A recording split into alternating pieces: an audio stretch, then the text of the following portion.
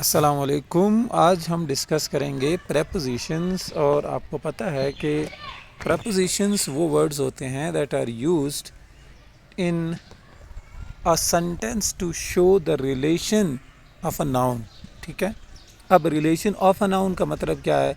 Relation of a noun और relationship of a noun with other parts of the sentence.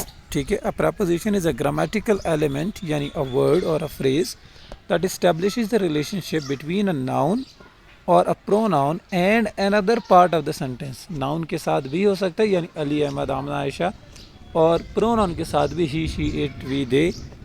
And at the advanced level, prepositions are studied not only as structural markers, but also as semantic and discourse related devices that express a relationship of. ठीक है, अब basic level पे हम लोग सिर्फ noun और pronoun का relationship show करते हैं प्रेपोजिशन से, बट जब आप मास्टर्स लेवल पे जाते हैं, अब हायर एडवांस लेवल पे जाते हैं, जो कि हम इस चैनल पे जाते हैं, तो वहाँ पर preposition the relationship of time, place, direction, course, manner, agency, possession, abstraction, इनको भी शो करता है। ठीक है, तो हम दोनों देखेंगे कि how do we use preposition on the basic level and how in the advanced level.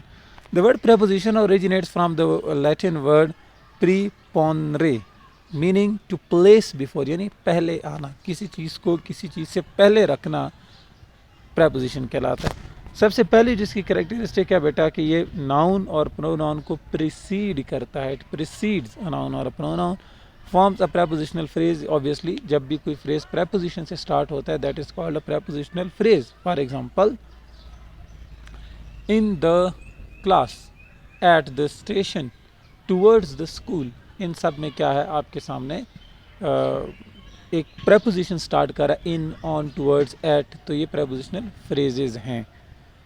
अच्छा, एक और भी पॉइंट समझ लें यहाँ पर कि an adverb phrase, a prepositional phrase can also be used to perform the function of an adverb phrase। ठीक है, ये बहुत बारीक सी बात है। एट द स्टेशन को आप एडवर्ब फ्रेज के तौर पे भी यूज़ कर सकते हैं, बट एडवर्ब फ्रेज को प्रेपोजिशन के तौर पे यूज़ नहीं कर सकते बिकॉज उसमें प्रेपोजिशन नहीं होता। अगर इस बात की समझ नहीं आई तो कमेंट करें, मैं इस पर सेपरेट वीडियो बना दूंगा या एक्सप्लेन कर दूंगा।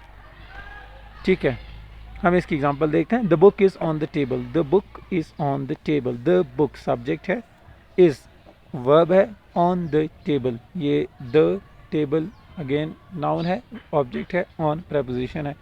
ठीक है, the table object of preposition, they together form prepositional phrase. Yes, ठीक है। टाइप्स ऑफ प्रेपोजिशन में सबसे पहले हमारे पास है prepositions of time. Prepositions of time ये किन चीज़ों को शो करते हैं? Temporal relationships. फॉर एग्जांपल, आपके पास है एक प्रेपोजिशन एट, प्रेपोजिशन एट, इसका मकसद क्या है? Why do we use at? To show the precise time, बिल्कुल एग्जैक्ट टाइम बताना हो, जब हमने प्रिसाइज टाइम बताना हो तो we use at. For example, at 9 o'clock, at 9 AM, at night. ठीक है, नाइट के साथ भी एट ही यूज़ होता है, याद रखना आपने। ऑन, डेज और डेट्स के लिए। ठीक है, for example, I was born in January on 27, on 27 January in 2000 for example 20, ये सेंटेंस है आपका। तो इन, ठीक है, आपने किया किस चीज़ के लिए? मंथ के लिए, ईयर के लिए, और ऑन यूज़ किया सॉरी डेज और डेट के लिए। The seminar is scheduled on Monday, फिर आगे इन आ गया, मंथ, ईयर, पीरियड्स। ठीक है, सीजन्स के लिए भी यूज़ होता है, जैसे in winter, in summer. She completed her thesis in 2025। During होता है जब कोई काम चल रहा हो, in a period of time, in a certain period of time. For example 2010 से लेकर 2015 तक, तो दैट विल बी ड्यूरिंग। जैसे silence prevailed during the meeting, silence prevailed during the meeting. Since है, और फिर आगे फॉर भी आता है। सिंस यूज़ करते हैं जब हमने किसी पर्टिकुलर एक्शन की बिगनिंग, उसका स्टार्टिंग टाइम, उसकी शुरुआत बतानी हो, तो we use the word since. जैसे he is ruling, Shehbaz Sharif is ruling Pakistan since 2022। ठीक है, he has taught here since 2019, I have been living here since 2010। Prepositions of places दोबारा आते हैं इन पे। ऊपर हमने देखा कि इन ऑन को किस चीज़ के लिए यूज़ किया हमने, टाइम के लिए, लेकिन अब सेम प्रेपोजिशन प्लेसेस के लिए भी यूज़ होता है। In the flies are in the drawer, ठीक है। कोई चीज़ जब इनसाइड होती है, इनसाइड द सरफेस एरिया, बंद है कोई चीज़, तो तब यूज़ किया जाएगा इन। ऑन होता है किसी चीज़ के ऊपर, किसी सरफेस के ऊपर, ठीक है। जैसे the manuscript lies on the desk, the cat is on the table, the ball is in the jug, ठीक है। In the bag, on the bag, दोनों में फ़र्क क्या, एक सरफेस के अंदर, एक सरफेस के ऊपर। Under, under a certain area, ठीक है। जब ओपन इन्वायरमेंट होता है और आप किसी चीज़ के नीचे बैठे होते हैं तो दैट इज़ अंडर।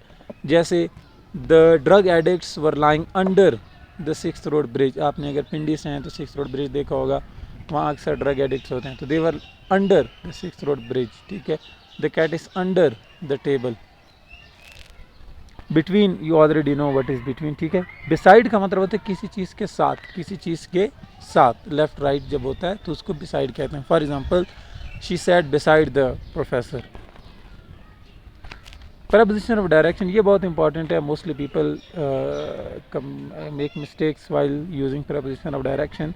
सबसे पहला आप इसमें देखें, हमारे पास है टू, टू, टू। अब टू को आप बहुत सारे पर्पज़ के लिए यूज़ कर सकते हैं, लेकिन we are using it for direction. They went to the conference hall, they went to, to, ठीक है। Into the classroom, into the classroom, ठीक है। और टूवर्ड्स द स्टेशन। अब इनमें ज़रा फ़र्क समझ लें आप लोग, मैं इसको दोबारा एक्सप्लेन करता हूँ। टू होता है जब आपने सिर्फ किसी पर्टिकुलर लोकेशन की तरफ किसी चीज़ को मंसूब करना है, ठीक है। यानी somebody is going to Lahore, अब वो लाहौर में एग्जैक्ट किस जगह जा रहा है आई डोंट नो, ठीक है। इनटू, अब into office, rooms, kitchen, washrooms, इनके लिए यूज़ होता है because you know the exact precise location of something inside a certain building, ठीक है। आजकल वैसे इनटू कम यूज़ होता है। Instead of using he entered into the room, हम यूज़ करते हैं ही एंटर्ड द रूम। तो इनटू आजकल यूज़ नहीं भी हो रहा, लेकिन आपको आना चाहिए। टूवर्ड्स होता है जब आपने सिर्फ किसी चीज़ की डायरेक्शन बतानी है, ठीक है।